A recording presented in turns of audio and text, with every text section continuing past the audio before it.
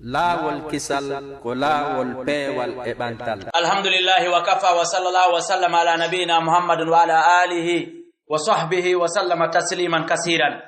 Ibadallahi ittaqullaha tabaraka wa ta'ala wa raqibuhu fi sirri wan najwa. Ittaqullaha tabaraka wa ta'ala sirran wa jaharatan. Khutbatun fil aqiq min huquqil awlad. يوم الجمعة 21 من شفر موافق le 10 11 mois l'an 2017. Ibadallah ittaqullaha ta'ala washkuruhu alamu anna ni'matal waladi ni'matun azimatun imtanna Allahu biha ala ibadihi wa la takuna ni'matan haqiqiyatan illa idha qama alwalidani bihaqqiha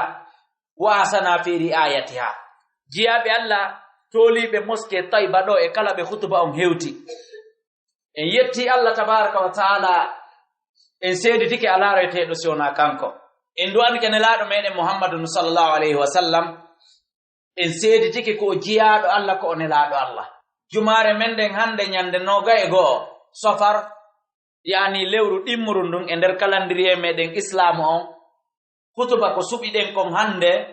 ko fi wadugol ko wiete kon inde bobo haray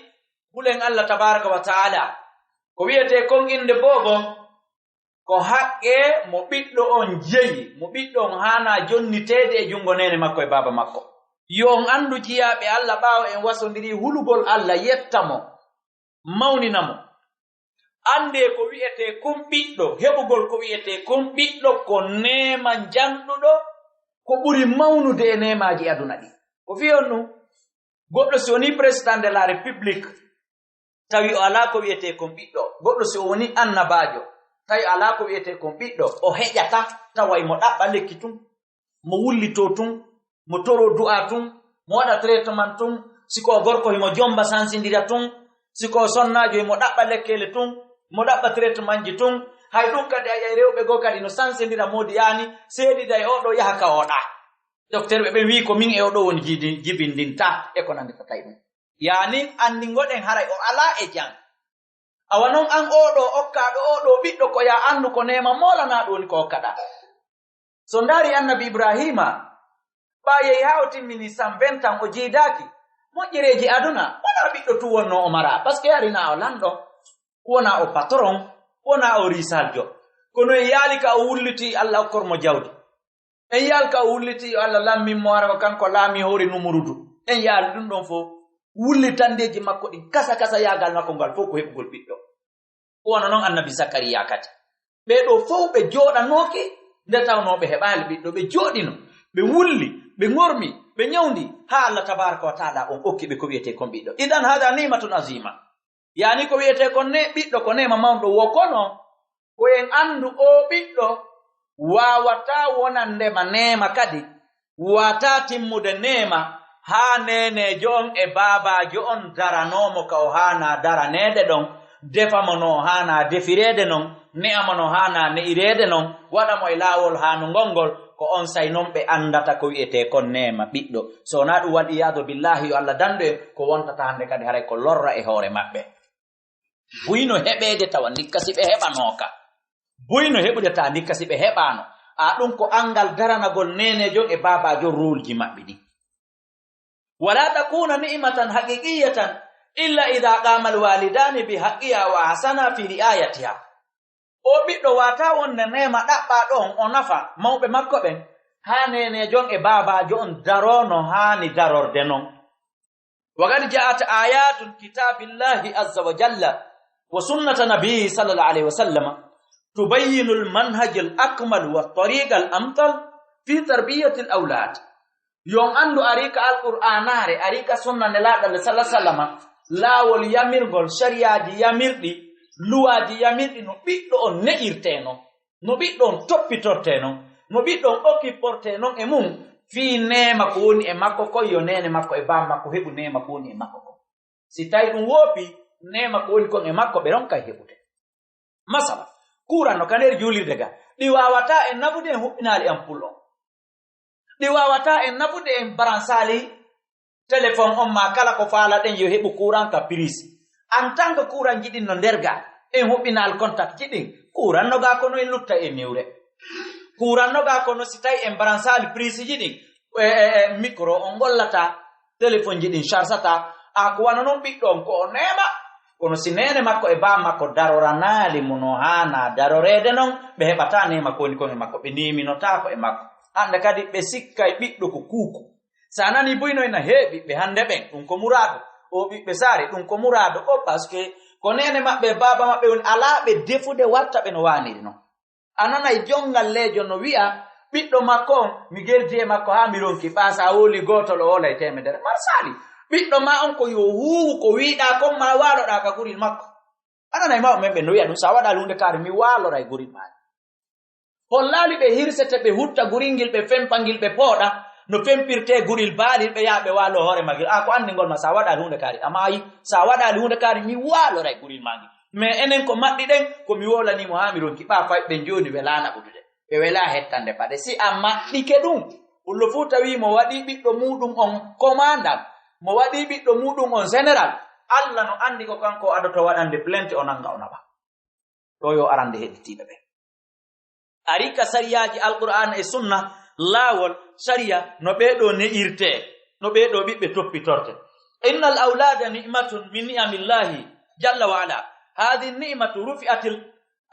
al-akuffu ila allahi bid-dara'ati faqala allahu an ibadihi al-akhyar walladhina yaquluna rabbana hab lana min azwajina wa dhurriyyatina qurrata a'yun waj'alna lil muttaqina imama oɗo aya hino suratul furqana yani aya 74 ɓenndi waray ɗiɗo nemaji no heɓire no jeeya emo waɗugol du'a fi o ɓiɗɗo fi yo allah resi simɓe waɗugol sadakaji fi ɓe ɓiɓɓe kano enen en ittata sadaka aduna ayata mukkura muna goɗɗo no defi mooɓi yimɓe ɓen are ñaama nollan waɗa nollan du'a hino hirsi mooɓi yimɓe ɓen are sendo ngu tewu ñaame ma ndi ñiiri ñaame waɗa nollan du'a awa on tigi waɗana ɓeɗo ɓiɓɓe du'a o waɗana ɓeɗo ɓiɓɓe sadaka wona yamijo a mooɓay ibnu adama ɓe njowo sappo nogayo ka nder galle ma sikka a zeray ɓe antum e doole ma e ƴoyre ma e hikma ma wata wonde ko be ɗaɓɓira men faabo du'aji amen ɗi men wallitoma du'a ko men waali kon waɗa du'a ka Allah tabaraka wa ta'ala fiiɓe waɗa sadaka ka Allah tabaraka wa ta'ala fiiɓe oɗo nema ko o nema mawnuɗo ko woni kon e ɓeɗo ɓiɓɓe nema ɓiɓɓe ɓen ko nema mawnuɗo mo Allah tabaraka wa ta'ala neminorta jiyaɗo makko on awa oɗo non nema si watta ka yili himo wawi iwde oɗo nema himo wawi wonde sabu lerkitagol ko Allah tabaraka wa ta'ala toromo o ɗo du'a ko ɗum si Allah hino manti jiyaɓe makko maɗɗiɓe ɓen golɗo konngol fiɓe jibini fiɓe jombi fitumɓe mari kuruka wone fitumɓe mari dépense fitumɓe mari joddi l'école fitumɓe mari koltu ɓe hoolorali ɗum ɓe ɓakkintini ɗum ɗon to ɓe fewti Allah tabaraka wa ta'ala ɓeni Allah yo min torike ma ɓe ɓiɓɓe amen ɗi ɓeygule amen waɗan men ɓe ɓuttu ɓernde sabuna perdi fof ko ɓuri hulɓinade annata perdi ibnu adama he ngaari ma ndi si ndi murtirima ndi sommini ndi lorri kawtalngal a yeyayni ndi waɗo anana ɓennare fewyane ndi ngaari nani ɓana ena e kawtalngal en haɓɓo ma ɓanayo en heɓo e kawtalngal yeyite ngaari ndi he o oto ɗo ma o motoɗo oɗo boni joni carburant kam mi wowno sunude 10 litres fof joni ko vellitit ɓanayo oɗo machine perdinan mi yeeyitay woni oɗo e ko nandi tata ibnu adama si perdirima a yeeyitata a okkata goɗɗo a soppatamo buusa tewu ngu okka yimɓe ɓen ma yeeya yimɓe ɓen perdi alkhusranul azam ko perdi ɓurɗo e mawnude ko perdugol ko wiyete kon ibnu adama jon noon ko toppitamo golmo dès le début dès le temps de enfance ila ka woni bobo hun ɗon toppito e makko ɗon ne am toro Allah tabaraka wa ta'ala fal awladu tagurru bihim al uyun wa tabahiju bihim nufus wa tatma'innu ilayhim al qulub ida tabu haray ko wiyete kon ɓiɓɓe yiitere no ndaaramo welto ɓernde fi miijo fi makko fowto wonki andita fi makko haara mais kono ko sur condition ko si ɓe resisi kala jooɗiɗo nani ɓiɗɗo makko no voyage de nokkel kaari nani ɓiɗɗo makko no laami nokkel kaari nami ɓiɗɗo makko on woni imamu nokkel kaari ko woni hutubude nokkel kaari hara wi ɓi ko wiyete ko ɓuttu ɓernde ɓuttu wonki ɓuttu ɓanndu ndun hannde kadi ko so neldimo saako maaro ma o windimo makka ma o neldimo kombule hannde kadi ɓuttu ɓanndu mais ko wiyete kon ɓuttu ɓernde ɓuttu wonki o heɓi ɗum ɗo hannde kadi kala jooɗiiɗo nani ɓiɗɗo mum on ko kanko murtini jiwo kaari he awakari wi tongani nani wullitike e mo nani woyon hadu biddo mon e vibe ngu makko awa ndontori karindi awa angari karindi feñi e hore biddo modon abiddo mo mo pipay ko ngamen ko sutti mo pide yete mo so accani kakasari ya sedete bami wullitike ha mi ronki hande kadi woni nguli bernde aray woni nguli bernde ay be bibbe ko be nema kono ko ida tabu yani ko sibe keldi aray ko be uttu bernde ko be deejere wonki kono ko sibe keldi min hadhihi alhuquq awanu falahum huququn min hadhihi alhuquq an yaqqa al-abu an al-walad an yu'da al-abu an al-walad wa qad ja'a an-nabi sallallahu alayhi wasallam qawlu kullu ghulamin murtahin bi aqiqati tadhhabu anhu yawma sabihi wa yumatu anhu al-adha wa yusamma wa tustahabbu at-tasmiyatu fi as-sabi kadhalika min haqqihi an yuqtatana al-waladu sawa'an kana dhakaran aw untha awano jiya e ko wadata sabu be do bibbe resisa jonnutugolbe haqqeji mabbe ni premier haqqe on wadugol ko wiete kon inde bobo fembugol musuji binama ko buri modjude ko buri yidede ko nyande balde jeedidi on yawmu sabi ko ni windori ka khutuba ila nyande timmini balde jeedidi den femba sukunu ndum yetta sukunu ndum hawko yandu subanomo inde burde e labede kono si on dari haqqeji bibbe ben hino bortinede ila don hay wiibe ben no fembude no wadde inde bobo no wadde ko wete kon dennabo ibe perdinde haqqeji bibbe ben don awano si woni aduwama goddo ko penuhu aduwama mo atonyimo ila ka woni penuhu onno on jandirta non ko non gay ngungu jandirta ko leji mo jon ko buri hewde yimbe ben be ala wadde ko wete kon inde bobo anana ino o kawta jomada harde bonko redujo on jibinino minanali inde bobo bembe wadal denna bogo kambe dum luttira non bobo on nyawlama bobo on no duwa si wi'ama inde bobo wona wasi koy ko be defgol nyiri wada kaseji zi adda filmobe na dum goy fanda inde bobo ko sodugol dammi sakari jandi marndi galadi wonande jiwo chakaji didi jani mardi galadi wonande biddo gorko kono enen ay e buyno jibina ne do biddo gorko tano mari moyen soda dammil gotil pet ya soda ya sakuji bira sakuji maro sakuji basalle sakuji pompiter bidonji nebbanture bidonji nebbantiga e ko nantata dum finance buri ko yata dammi sappo tawa dammil dimmingil sunna on wi'ingil landingil timmali biddo gorko ko caaka didi biddo jiwo ko sakari wota ko duwon hakke makko arano femma mo nyande nyalande jeedida berende itta sukunu ndu hirsa dammingil fenyina inde makko nen subanomo inde jeade inde islam dum ko hakke makko mo duwada mo jonnude annene makko e baba makko sa jonnali modum amiji kenon an o do buttinoyte bernde haylida ningal c'est là-bas les gens qui échouent maintenant il y a pas de baptême les gens échouent là-bas jama on ko don tardi hay bere wombe wadde denna bobe wombe wadde inde bobo ben ko inde bobo ni hala pulangal bere wombe wadde inde bobo be ndare be wakilo be dabba dammingil be duwaka biddo mabbe on kadammi be respecta fembugol mo in jonnogol mo inen ka balde jeddi mais konto han kambe kadi be ni etade be nyenyina don ha be nyawlo biddo mabbe on be hebo e mabbe don be na be ala fembude bobo on hande ko nyalande karire ma ko nyalande karire gogo be nyawlike biddo mabbe on dibbe shirki sabu wigol mabbe fembetaake nyalande kaali mabbe adda dallinorgol argumentgol fi kulol wota goddo hoccu sukundu ndu e ko nandi katay si goddo falama hoccude sukundu biddo manu ngo karada dirtabi parce que so rati ndu don nyande ila biddo ma o jandi o ya o femboyo ka ku afirda o femboyo ku afirda o femboyo ku afirda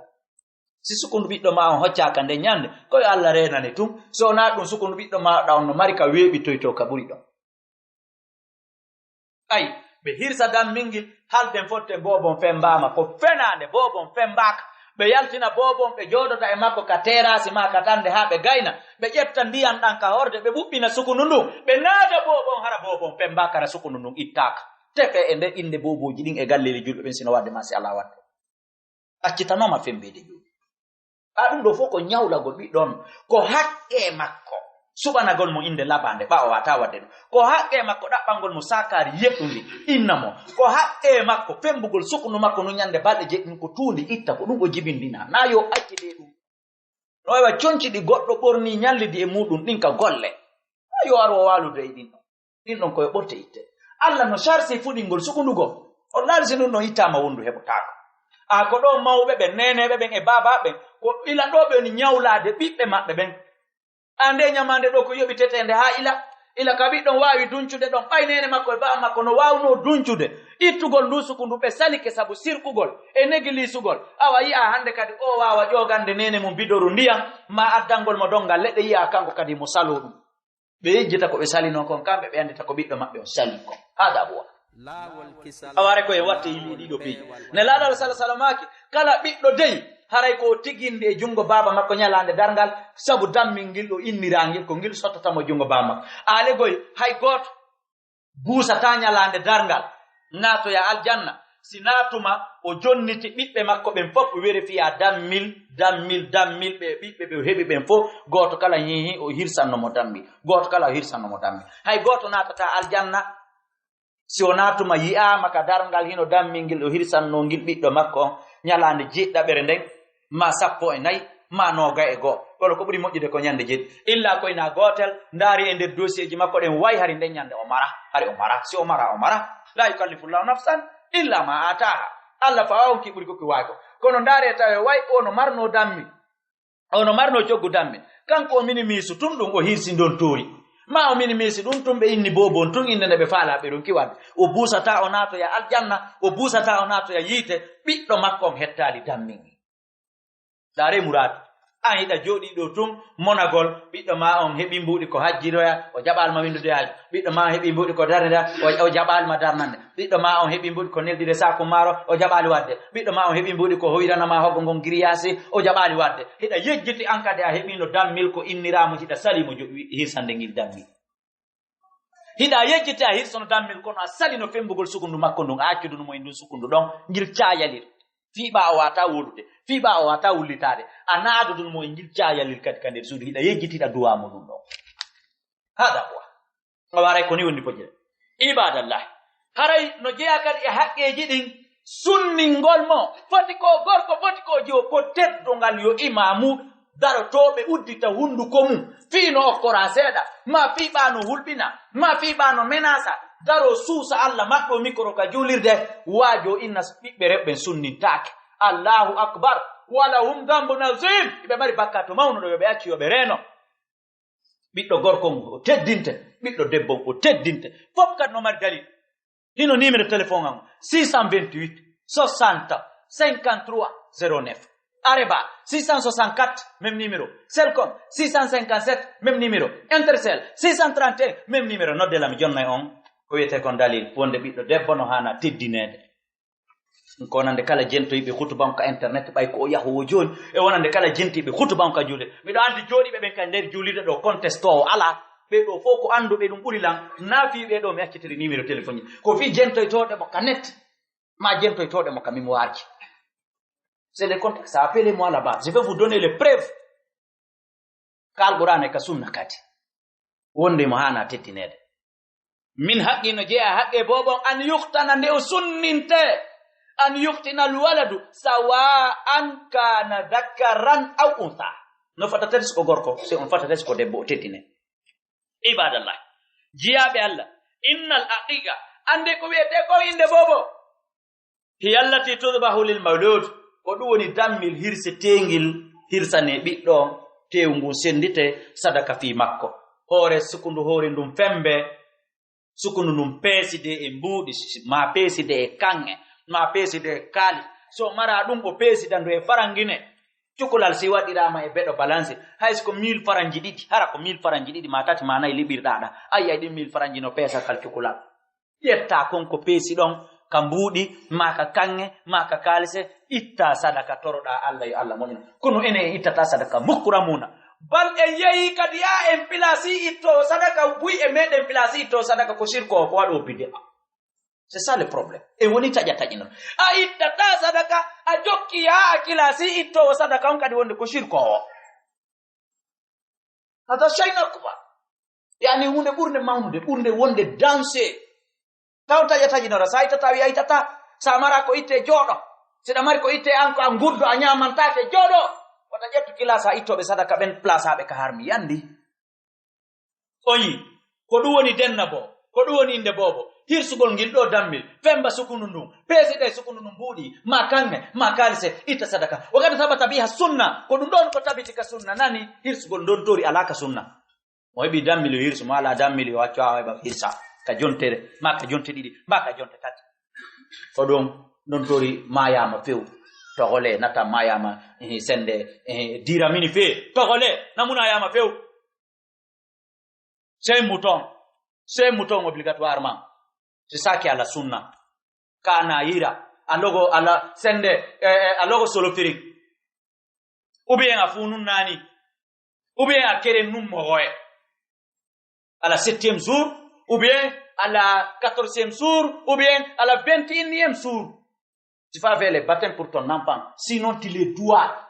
jour de jugement tu ne rentres pas ni paradis ni l'enfer jusqu'à tu donnes ton enfant les moutons ce que tu dois gorger ces jours-là tu ne bouges pas là-bas jusqu'à tu donnes ça à ton enfant ou bien toi tu penses que si c'est ton enfant ça il y a pas de problème il y a des problèmes à l'islam chacun a son droit à l'islam quand tu entends le droit de l'homme ça c'est islam ça au islam buri pop jonno tugol yimbe be haqqeji mudum di wa anna man la yu'aqu an waladihi fa huwa adibun wa la shakka anna al-haqiqata sunnatun mu'akkadatun tudhabu fil yawm as-sabi mo itali dammil hirsi wadani bobo mudum on inde bobo tewngun sendita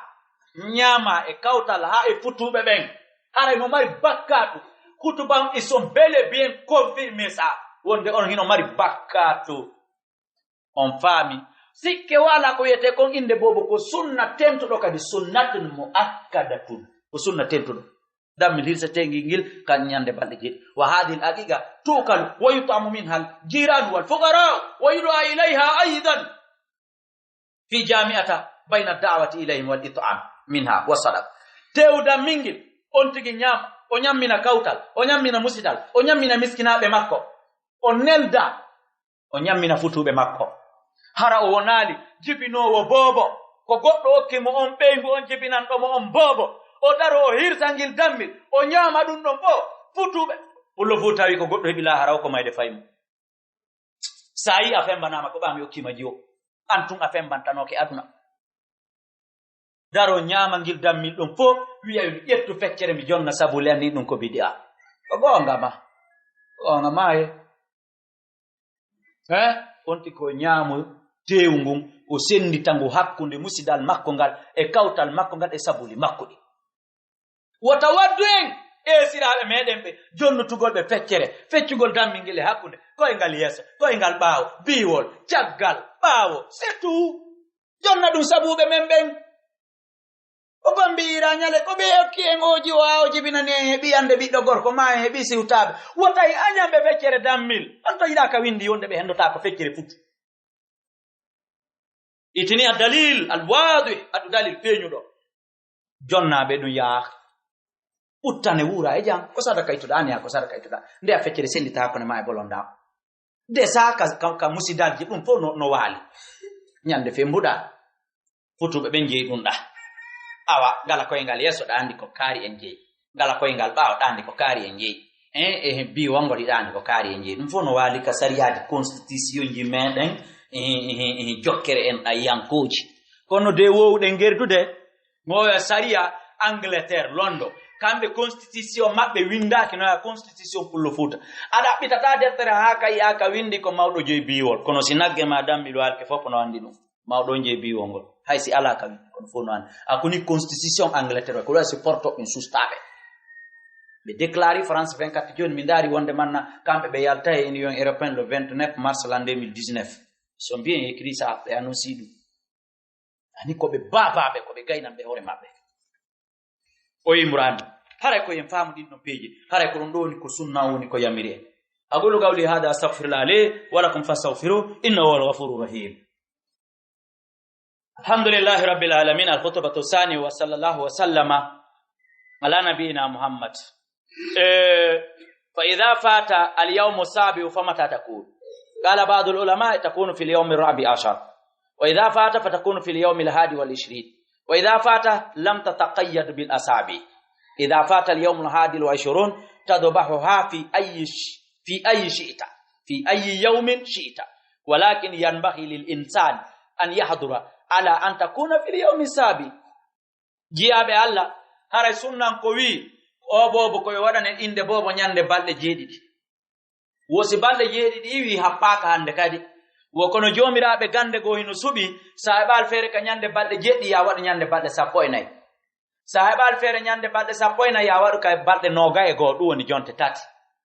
wosi balde noga e go eden futike ma hande kadi nyalande toddande ala wi gol da aw joni may ka yontere na yabere ma yayin ka yontere joabere o e hande kadi ko nyande hebuda dammingil wo ko eda darde nyalande webande mawo mobindira jama o biddo am mi jibini o wallahi Allah no andi dum fo mi hebali dammi ko mi wadira inde bobo Allah okrilan sidi ara o hebi disa sidi ara o jombi sidi ara o jombam femba mo nonde nyande dammingil he rambursugol mo ngil dammi burma mojjande nde jodotoda ha nyalande dargal moddi madi no lelli bakkatuji madi hida ma po demu wona ko nde nyande rambursata mo dammingil nani ara hande kadi nyalande subaka yeston si woni tumbalde no gay tati den feƴƴi no gay go den feƴƴi duwon ka jonte tati ara yeso ton ko ya ndar nyande newani ma o ala nyalande hirsa dammingil warrano inde bobo warrete non net fi ba woni helli faado du wona problem ara ko don ko kutuba woni ko yamiri en yetti Allah tabaaraka wa taala ibadallah innal mawluda idha mata qabla sabi la yuqanu lianna al-haqiqata inna ma yajibu dhabuha fi al-yawm sabi wal haqiqatu mandubatun ala al-hurri al-qadiri kadhahiyata fi sinni wa fi ma yuza wa fi ma la yuzi min bahimati al-an'am wa tudbahu naharan min tulu'i al-fajr fala tujzi laylan jiabe Allah ande bobo si o jibinama o maayi avande balde jeedidi den timmunde haray inde bobo waddaki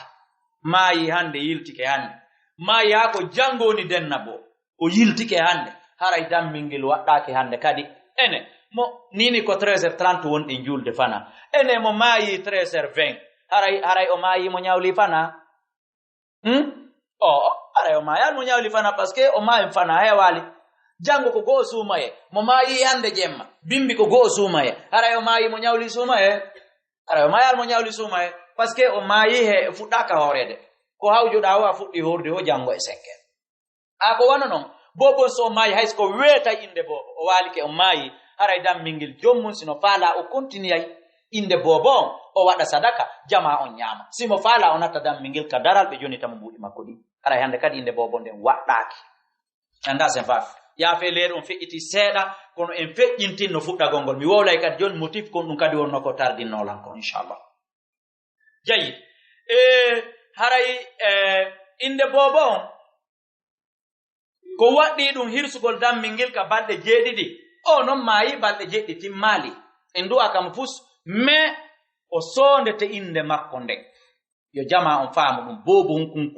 kun jibinama don kun maayi don hay lotak o sondete inde makko nde o yaada en dum ko go o lotete o fewnete o hasinte teddungal men innebe si maayi e wali ko yo jonne rewbe beira a'udhu billahi ko ibnu adama mari durwa ko helli faado mardo dubi cappante jeenay ko maayidi ko imo mari on durwa deke tumo timmini balde temedere nogay duni 4 mois ka reedu nene makko sina hara illa ko ina gotel o hebe hara ko kuccun yaltiri ba dum no wada reedu dum muncito ka nder reedu taarande kadi ko yonene makko dogu mako docteur be wadata materiel ji poda yaltinde kuccun ara don ala ko juule ala ko lote kono si jibinama balum kunno don ebbike hay si gite fera ka taw hay si noppi fera ka taw o lotete o wadete kasange o juulete o sondete inde makko ne amma non dammil inde bobo defo nyiri en wade zin non ara ala ton de ara dammingil wadaki hande kadi on fami idan haray kon no yida ko du woni dammil hirsetengel ka inde bobo haray ngil yidana dimo wawdo haray ko dammil landa ngingil ka layya ka façon e ka duubi ko ngil ka di landa ka inde bobo juste baydon andi sharia dammil wadete ngil layangil ko ngil watte inde bobo baydon andi dammil wadete ngil inde bobo ngil ko ngil kadi watte layya kanji didi ko gotun ka duubi ko gotun ka mbaadi kala dammingil hana ngil yonata ka layya ngil hana ngil yonata ka inde bobo kala dammingil hana ngil yonata ka inde bobo ngil hana kadi ngil yonata kadi ka layya dammingel ngel hirse bimbi nyalorma bobo innirte ka walluha si dum wopi awa sinange banti si wopi nyalorma si wopi hella kikit kono do sellata ka innire jemma nange muti dum fo innaka yo dammingel yaltine hirse ka futuro maka ba futuro andi dum no wadayno ka fulawaji bawo do alhamdulillah acci joni haray on don do yonata islam wi haray on don o wadali ko wiete kon layya haray o wadal ko wiete kon inde bo haray o wadal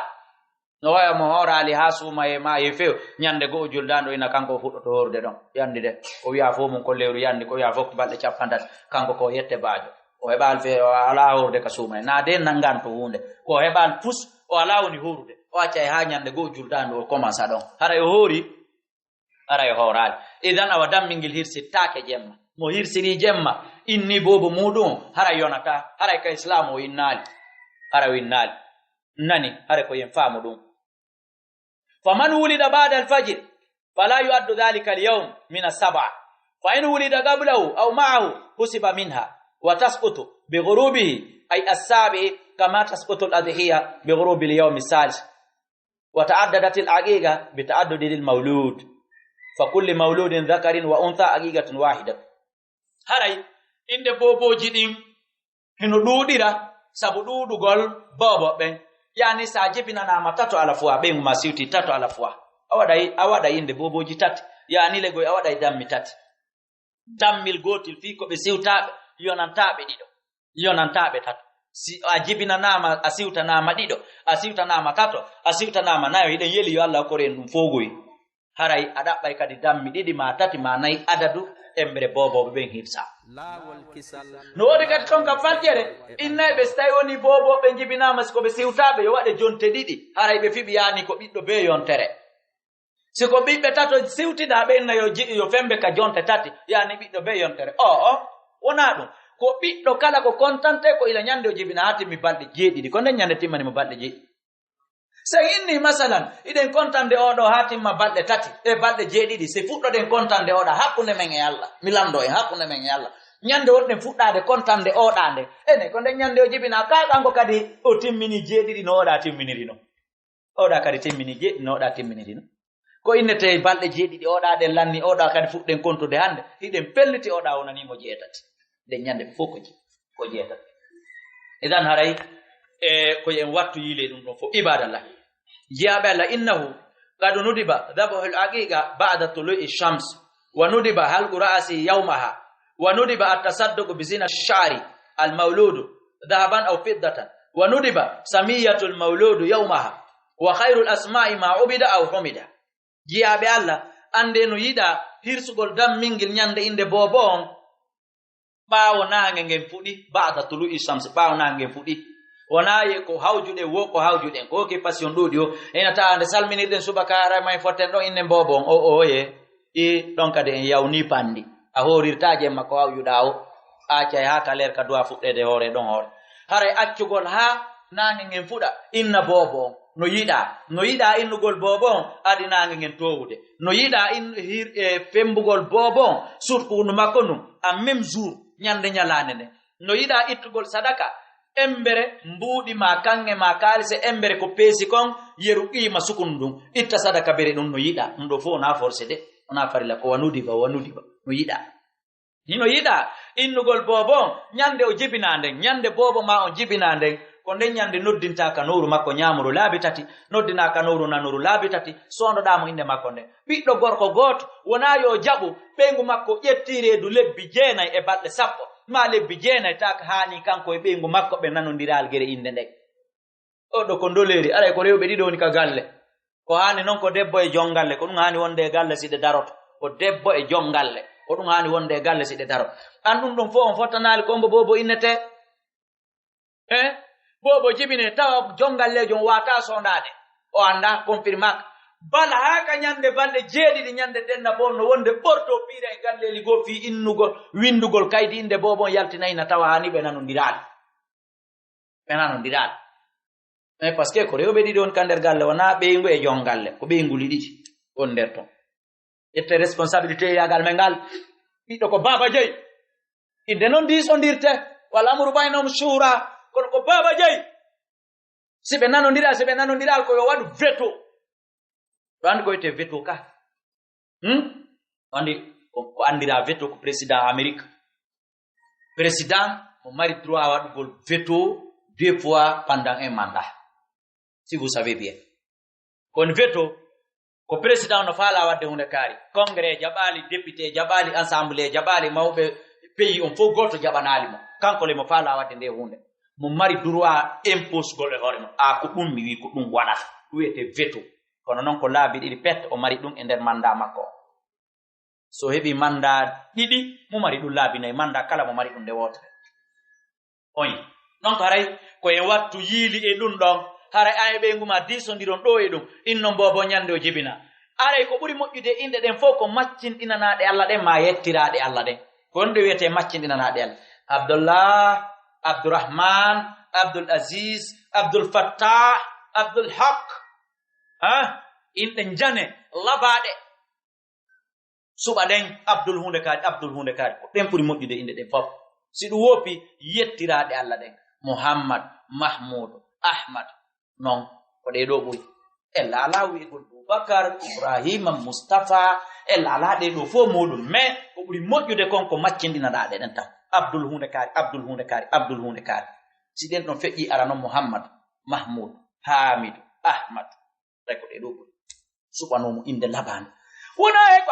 wona ya ndar fitu yede ko hebilam ara inde den labaka bayle goddo tonduma ko nun ko kaliwo ko ndudo o metata bay ko be jibinila ko be woni baba ma ko be woni nena ko mi e o iwdire du woturu hande nene goto ko o to mi luttiri ko o mi okata inde ko sa inde nen no labana ni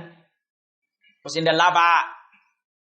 labaka ndaru inde sahababe inde labade jodda kere ya antum mijotoda inde labande imposande do biddo ma innam andita kon wete initi gol attention ko mi do yeli yo biddo am o wakari o dum gon ka gundo saaki be do fo ay ne tirilam kon dum fandi da do hita sikkuti ko mi welima afala biddo ma o wami o wayi o waawa ko dum yela ma o subu kana bata don inde bobo mata musik yurbe kutuba men on lannali awa leer meden o mutike seeda wakutuji leerji fejjunodi din adi en fuddude en watawi de en wattay di fowdo haray de mari welo jano hande welo molanande moské meden Taiba do sukabe docteur be ben forestier be ben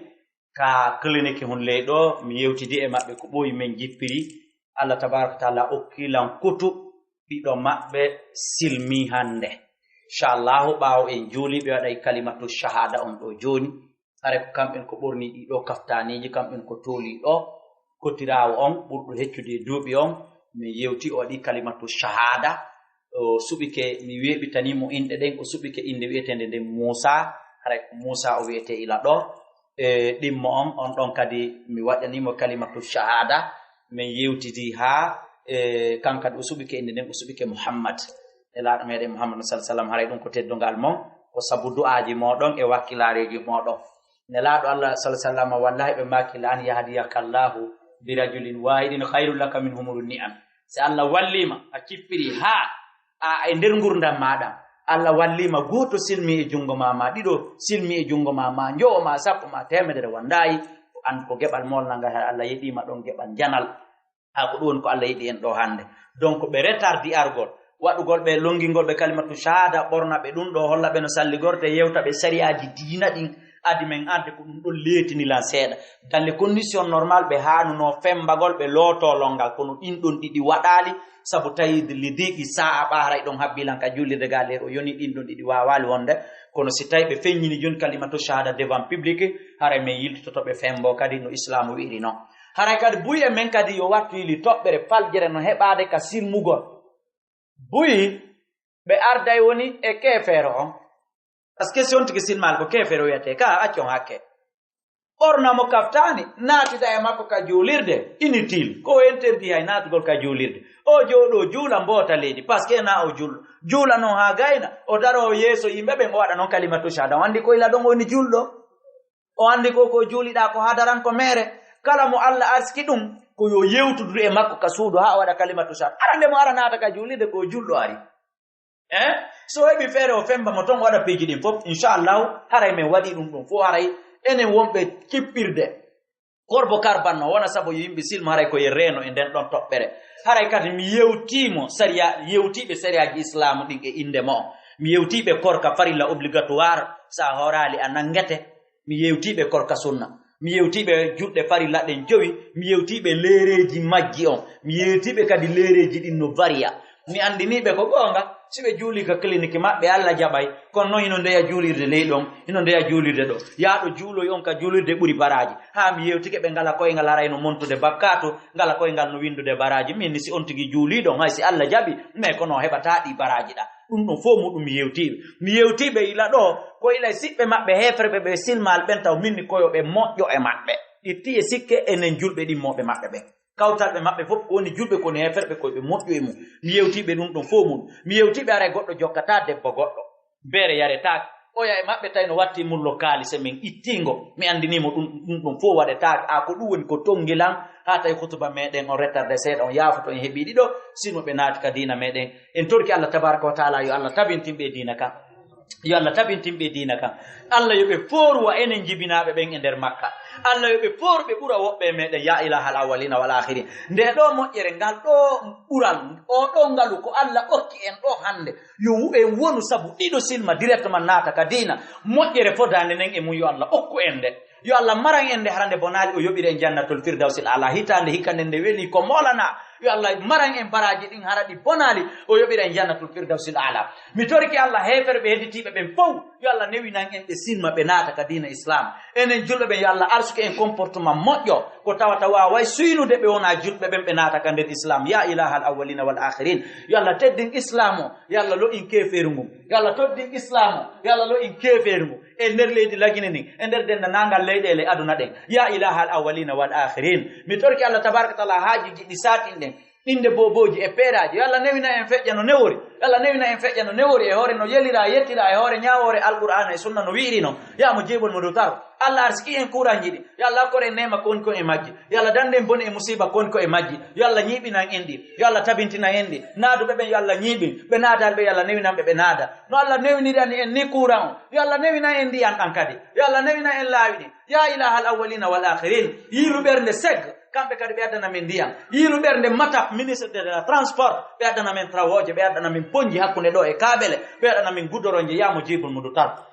yalla newinan en ndiyam ɗan kadi yalla newinan en travoje ɗen wono newninan en ni ɗum ɗo no ɓeeɗo silmiriri ni yo allahu on yaafoɓe kala bakkatuji ko ɓe waɗi ha ade ɓe silmude ɗo mi torki Allah ila ñande ɓe silmi ɗo yo Allah arsukuɓe golle moƴƴe wawayɗe ɓe naadude aljanna ila ka ɓe silmi ɗo mi torki Allah yamo jibol mum tan yo taw har Allah harmini ɓalli maɓɓe ɗi naatugol yiite mi torki Allah yalla huuruɓe gollugol ko sabimbinta o yaafade ɓe o naada ɓe aljanna enen silmaɓe ɓen e juuɗe mum yo Allah mara en baraji ɗin yo Allah okku en sifa ɗum ɗo ko ɗuuɗi e nder gurdam men ɗam rabbana atina في الدنيا حسنة وفي الآخرة حسنة وقنا عذاب النار ربنا هب لنا من أزواجنا وذرياتنا قرة أعين واجعلنا للمتقين إماما وآخر دعوانا أن الحمد لله رب العالمين لا والكسل كلا والبي والإبانتال